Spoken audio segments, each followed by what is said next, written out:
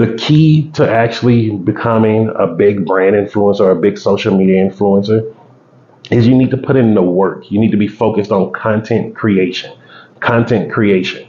Now, please understand what I'm saying here. I'm saying content creation, not editing, not all of these highly produced videos. Like you shouldn't be spending 3, 4 hours editing a video for one 30 minute or a 1 hour video. I'm telling you right now, if you're starting out and that's how you're doing, you're gonna burn out very fast. And one of the things that people don't talk about, especially a lot of influencers, is when you're like right now, I'm in front of my camera, I'm looking at my camera talking. However, this ain't what I want to do right now. So when you have to discipline yourself to do something that's so simple as cutting on my camera, recording and talking to you, and then uploading it to YouTube, the harder you make that